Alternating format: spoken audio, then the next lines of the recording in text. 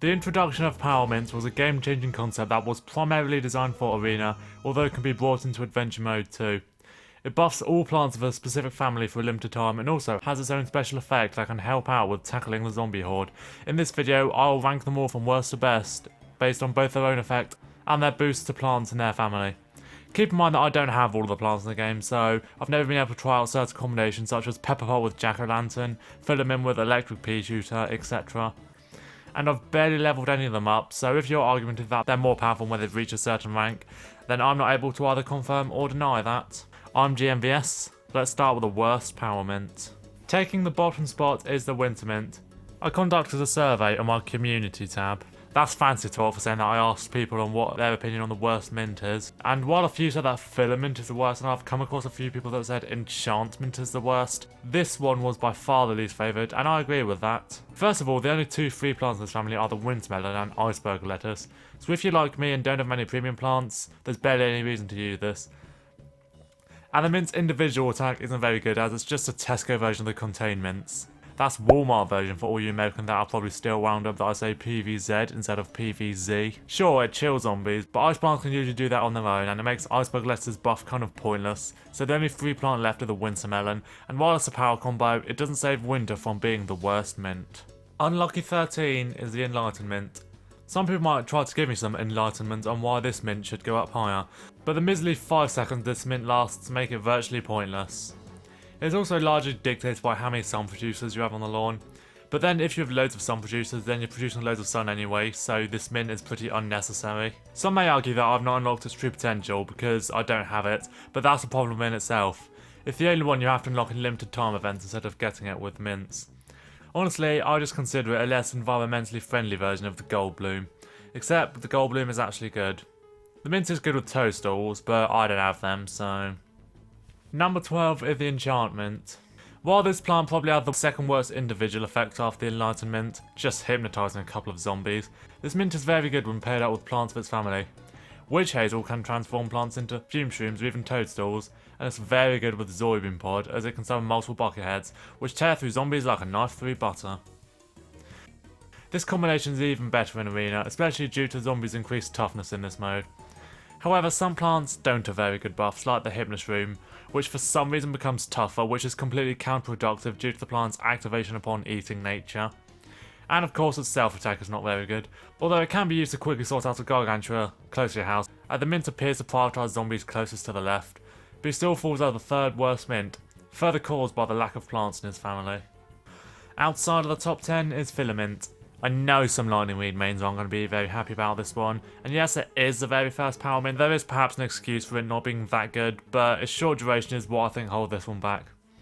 6 seconds is barely any time at all, and it's too short to truly make an impact, especially when it's like not the best one in the first place. That being said, it's quite a big leap from the previous three. The standalone attack of the mint is quite powerful, and some plants such as the Citron and Electric Pea Shooter become deadly under the effects of all filler no killer. And the mint's attack was buffed later on, so it's better, but if it lasts a little longer, maybe it'd be higher than 11. Into number 10 is the Concealment. Now, some people probably think that this should be higher as well, and maybe I'm biased because I'm not a fan of shadow plants and don't use them that often, but then again, I don't feel it lasts long enough to be able to be used to its full potential. I place it higher than the Filament because its combos with the Dust Lover and Shadow Pea Shooter are stupidly powerful, and its own attack is pretty good as it acts like Grim Roses, which helps out a lot if the lawn is void of Gargantuas and machines. Although its synergy with the Grim Rose is pretty pointless as it just increases its damage on said zombies. The fact that Mint's power shadow plants can also be useful, such as in last stand levels where Moonflower was banned, where ordinarily pretty much every shadow plant that isn't Shadow Shroom or Grim Rose would be pointless. However, the mint loses points because of its lack of levelling. It doesn't actually have a longer duration when planted despite the game saying it does, neither do the amount of drag zombies increase. Well, according to the wiki anyway, so if that's wrong, you know what to point your fingers at. Next up is Reinforcement. This is the point where we start talking about the viable ones. Every plant from here is good, and obviously they keep on getting better, and now we have the mint for defensive plants, and the only one which actually activates their plant food effects. It's also super OP with a peanut, as he's the only ranger defensive plant in the family, so they all get to use their boost for free, which gives them armor, takes out hordes of zombies with its P-burst, and is temporarily buff, so it can shoot more Ps to finish the survivors off. The only reason why I put the reinforcement down so low is because outside of the peanut, I don't feel like boosting defensive plants is much of a payoff. I never use plant food on them as I'd rather just use it on either sun producers or attackers, but the mint also does have another useful feature. Since they removed the spring bean and blower combo, this plant has been the substitute for the bean. As its knockback effect, while generally useless on its own, it sends zombies in the air, so if you're using blower you can just blow away the whole lawn. We now go from the reinforcement to the enforcement. Fitting. You might think I'd rank this a bit higher as Bongshaw is in this family, and yes, he does become a bit of a mad one when using this mint.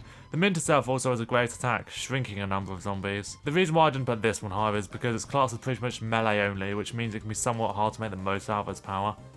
Also, some of its boosts aren't as good as they sound, like the squash, which can smash more zombies, sounds great, but the mint doesn't last long enough on the lawn for this to be able to be utilised well. However, this mint can still wreak some serious havoc on the lawn, and if you haven't got it already, then go for it when it's available. 7th place is Appeasement. The family for pea shooters and straight shooters alike, and for some reason tumbleweed. The mint has the advantage of having the most amount of plants out of all the mint families, so you have a lot of options. The plants also become very powerful. While they are just straight buffs for primary assault plants, don't mistake lack of complexity for lack of efficiency, and while its individual attack isn't amazing due to only really taking out single targets in one lane, it's very helpful. The only problem with this mint is lack of time on the lawn, but ever since the Torchwood was added to the family, I think it's worthy of the number 7 spot. Number 6 is the Containment. The cooler and superior version of the Winter Mint has a family that consists of slowing plants and various utility plants, which allows for great combos with Gravebuster, which swallows a grave stupidly quickly and also becomes a potato mine in disguise, and Magnus Room, which has a greatly increased range and destroys objects in about 2 seconds. Seriously, try Containment and Neon Mixtape Tour Dark Ages. He will become your number 1 handyman. The drawback to this mint is that a lot of the plants in this family aren't affected by him if they're at a high level, but if you like me and don't have the plants leveled up that much, shouldn't really be a problem. Into the top 5, and first up is Ailment. Her Rydal attack is very powerful on her own, poisoning the whole board, which makes her essentially a makeshift Shadow Shroom when fed with plant food, and is very useful for situations with many heavily armoured zombies. Some of her buffs are pretty good too, such as Fume Shroom, which just dominates, and Impair, which is deadly when fed with plant food, as it transforms 15 zombies into imps. Although some buffs, such as a brief health buff to Garlic, aren't very useful at all, this mint is still very good overall, and she also gets bonus points for lasting the longest out of any mint. Number 4 is Peppermint. Upon being planted onto the lawn, he sends a fire across the whole board similar to a jalapeno. While this sounds OP beyond belief, the damage isn't nearly as high as Big Jowls, so the real reason he's this high is due to his buffs for fire plants. Although, when plants like Fire Pea Shooter, Snapdragon and Pepper Pulse are in this family, you're laughing. My only complaint with the guy is a minor annoyance. For some reason his buff activation is quite a delay after you plant it, which might not be able to buff a plant in time to kill a zombie it will get eaten by as a result. But with a large arsenal of fire plants, he's a great mint to use. 3rd place is Armament. Why did I put this dude so high up? Well, his family consists of plants such as Melon Pulse, Coconut Cannon, Turkey Pulse, Banana Launcher and Aki, all of which are very powerful and only get better with a big buff. The 2 strongest plants to boost are by far Coconut Cannon and Banana Launcher, and they recharge in freaking 2 seconds. Like, what actually were they thinking? The mint could last a bit longer on the lawn, and his standalone attack isn't the best, although it's still pretty good. But if you're an avid artillery user, bring this man in. The runner-up spot goes to the Spearmint. This high spot isn't necessary for the buffs given to the plants, nor is it for lawn duration, but the fact she plants a Spike Rock in each lane makes her insane. These Spike Rocks don't go away, so you essentially have a permanent defense for anything with a Conehead's health or less, notably chickens and weasels, and they're great for hamster balls in arena. And let's not forget that the Spike Rocks are buffed when the mint is active, so they do even more damage. Repeated plants of this mint can just keep filling the lawn with Spike Rocks, and they can even be shoveled up for sun, which is just broken honestly, and it's a really easy way to achieve last stand levels. And while the plant effects aren't amazing, they still make plants such as Laserbeam and Dartichoke extremely powerful. The only thing I can think of that holds this mint back in any way, in fact she's not very good in objective based levels. Not only is she still a mint and therefore not good and don't lose plant levels, but Spike Rocks means she's a bad choice and never have more than levels. Besides that, Brittany Spearmint is stupidly busted. Top spot goes to Bombardment.